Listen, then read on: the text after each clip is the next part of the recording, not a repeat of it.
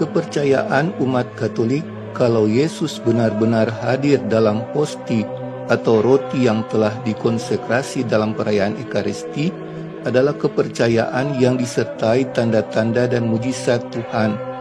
Tuhan menyertai iman Katolik akan kehadiran nyata Yesus dalam roti perjamuan ini dengan berbagai keajaiban untuk membuktikan kepercayaan ini benar. Tuhan izinkan mujizat terjadi untuk meneguhkan iman umat. Dalam seri kedua seri mujizat Ekaristi kali ini menceritakan 3 mujizat Ekaristi dari negara Belgia. Mujizat pertama di kota Brussel. Di abad ke-14 di kota Brussel ada seorang pedagang dari kota Enghin yang sangat membenci iman Katolik. Pedagang ini berpikir dan berusaha bagaimana dia bisa menyakiti umat Katolik. Untuk mewujudkan kebenciannya, pedagang ini menyusun rencana untuk mencuri hosti yang sudah dikonsekrasi dari sebuah gereja paroki. Dia pikir ini akan menimbulkan sakit hati terbesar bagi umat Katolik. Sehingga pedagang ini membayar seseorang anak muda dari Louvain untuk mencuri hosti tubuh Kristus. Dan di tengah malam pencuri bayaran tersebut masuk ke dalam salah satu gereja dan mencuri 16 hosti dari tabernakel. Pencuri membawa hosti curian ke pedagang tersebut dan pedagang menyimpan hosti tersebut untuk sementara waktu. Beberapa hari kemudian pedagang ini dibunuh secara misterius yang menyebabkan ketakutan dalam keluarganya. Istri pedagang itu mengira mungkin ini adalah hukuman dari surga. Istrinya mengira mungkin kematian yang misterius dari suaminya karena mencuri tubuh Kristus dan menyimpan dengan tidak layak dalam rumah telah mendatangkan hukuman Tuhan. Sehingga istri pedagang itu berusaha menyingkirkan hosti tubuh Kristus dari rumahnya dan berikan pada teman-teman suaminya. Teman-teman pedagang itu juga penuh kebencian terhadap iman Katolik dan memanfaatkan kesempatan ini untuk menghina iman Katolik.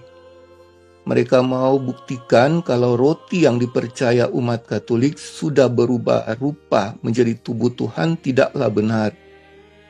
Jika umat Katolik sangat menghormati roti perjamuan itu sebagai tubuh Tuhan, maka mereka akan sia-siakan roti itu dan nanti akan ditunjukkan pada umat Katolik betapa bodohnya percaya kebohongan. Mereka merencanakan untuk melakukan penghinaan pada tubuh Tuhan di hari Jumat Agung tahun 1370. Di hadapan teman-teman mereka yang lain, hosti tubuh Kristus yang dicuri itu dibawa keluar dan diperlihatkan. Kemudian mereka menghunus pisau dan mulai menikam ke-16 roti tersebut.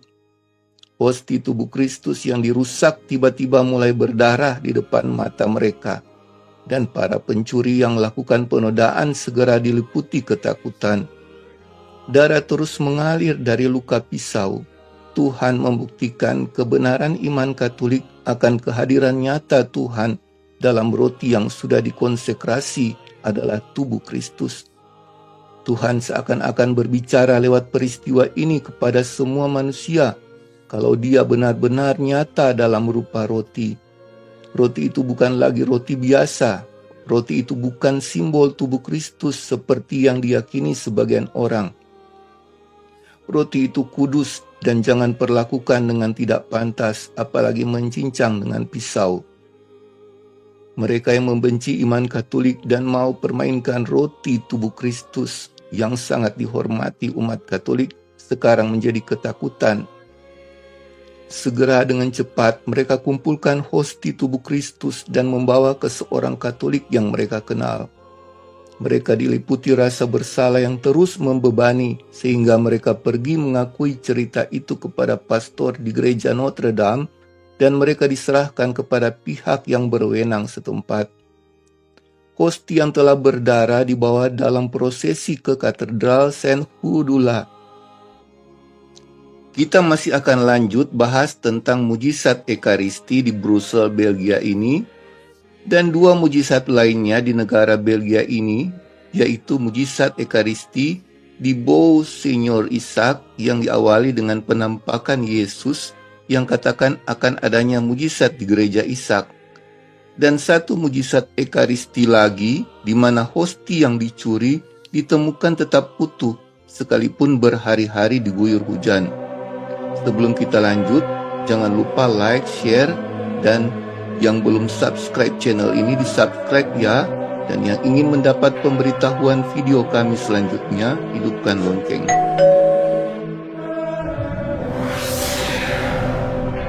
Catholic Credo Channel.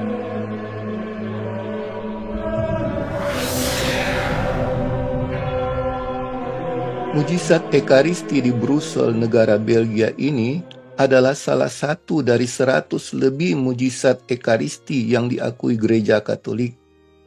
Dari masa ke masa Tuhan kembali ingatkan pada kita akan kebenaran iman Katolik kalau Dia sungguh benar-benar nyata hadir dalam hosti tubuh Kristus. Hosti tubuh Kristus yang sengaja dirusak di kota Brussel ini ditempatkan jadi relikwi dan disimpan di gereja katedral Saint Hudula yang adalah santo pelindung kota Brussel yang menjadi simbol penting identitas Katolik daerah itu. Prosesi tahunan untuk memperingati mujizat ini selalu dirayakan. Selama berabad-abad, mujizat ini menjadi bagian penting dalam kehidupan iman Katolik di Brussel. Prosesi yang terus-menerus dilakukan sebagai pengingat akan realitas kehadiran Yesus dalam Ekaristi. Dan secara mengagumkan, mujizat Brussel secara dramatis menghubungkan hosti tubuh Kristus dengan peristiwa Jumat Agung ketika prajurit menikam lambung Yesus yang mengakibatkan keluar aliran darah dan air. Mirip dengan peristiwa ini, di mana roti tubuh Tuhan yang dirusak dengan pisau kemudian berdarah di hari Jumat Agung. Sejak tahun 1579, selama periode kekuasaan Calvinis di Brussel, semua ibadah Katolik dalam bentuk apapun dilarang. Dari tahun 1579 sampai 1585, hosti yang berdarah ini disembunyikan di sebuah rumah di Korte Ridderstad. Setelah berakhir masa Calvinis berkuasa tahun 1585, kembali relikwi hosti berdarah ini dibawa dengan prosesi meriah untuk kembali ke gereja katedral Brussel. Prosesi ini juga di tahun 1585 sebagai perayaan berakhirnya kekuasaan Calvinis di Belgia.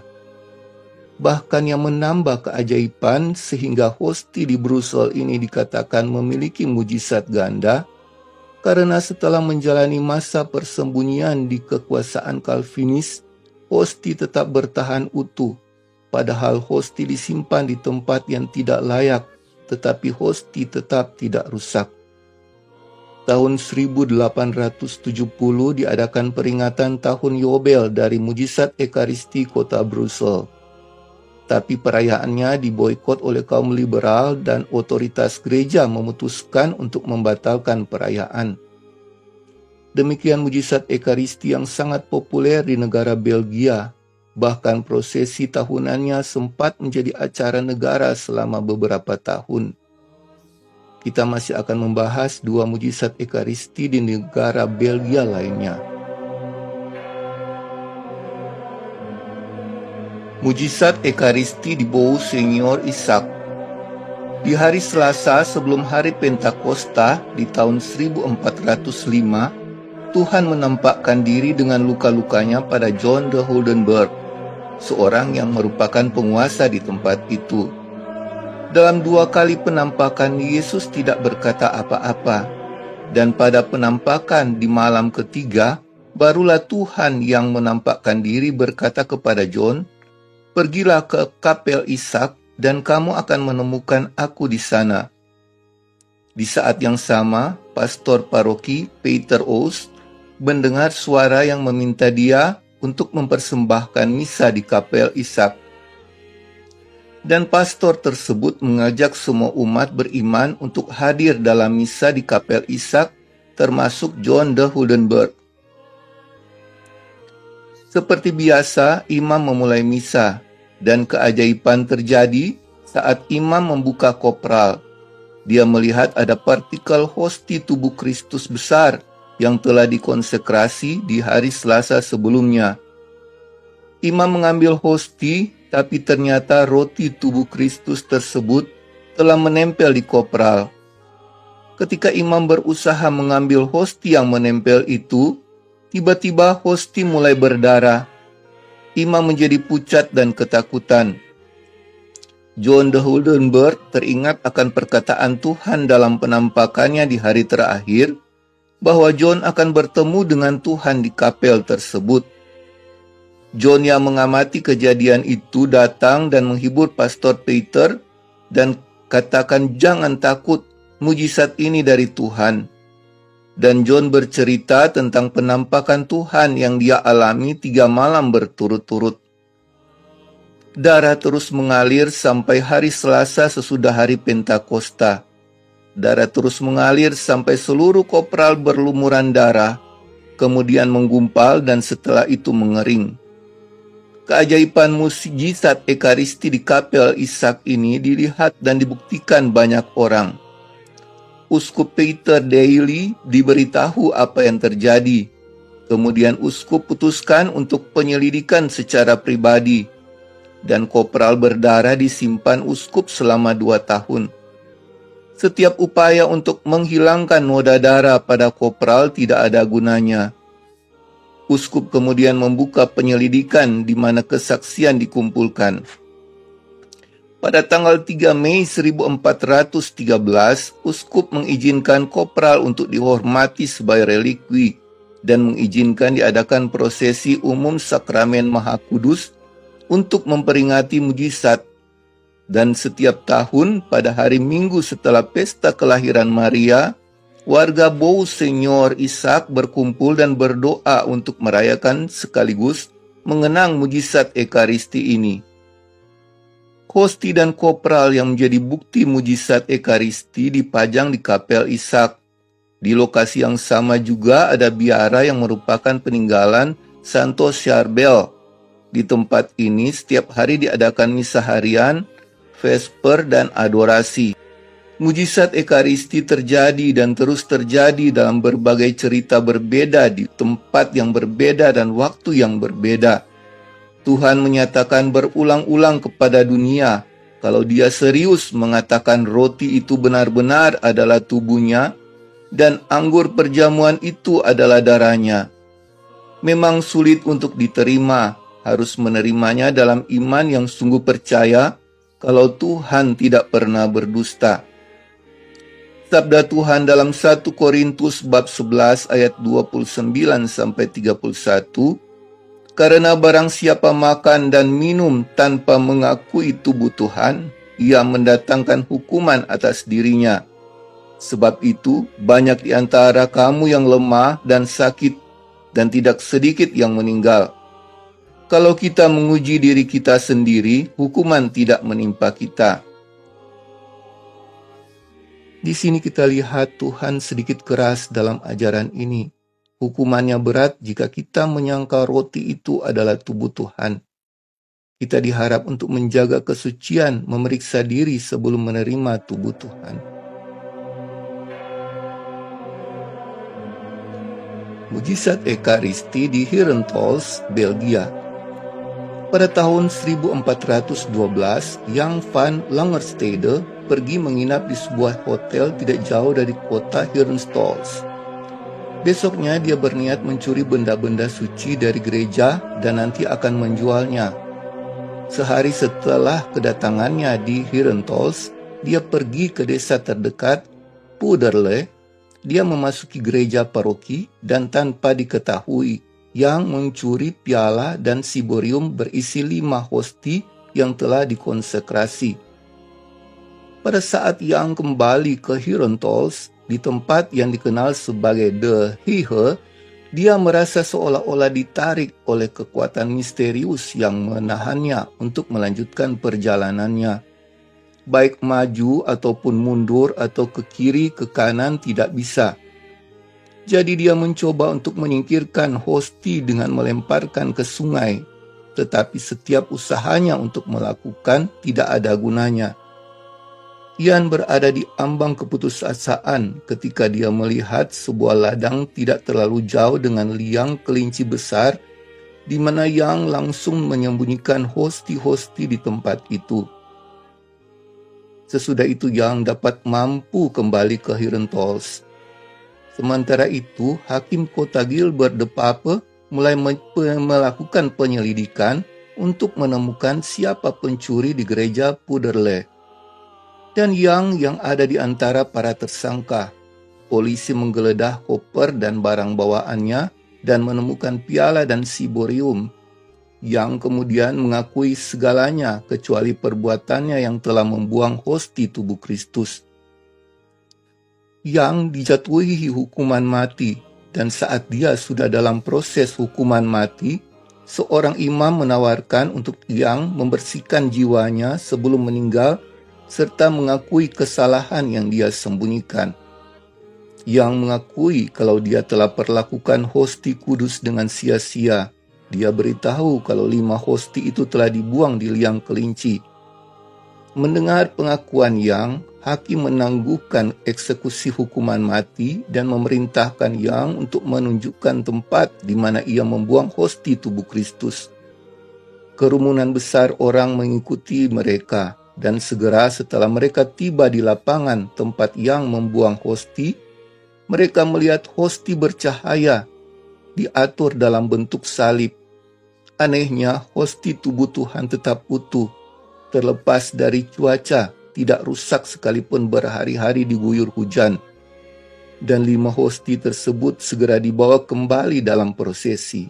Beberapa ke Herentals dan beberapa ke Pouderley, di mana mereka tinggal sampai abad ke-16. Tanggal 2 Januari mujizat Ekaristi dinyatakan otentik dan tempat di mana hosti ditemukan dibangun sebuah kapel dan menjadi tempat yang sering dikunjungi para peziarah.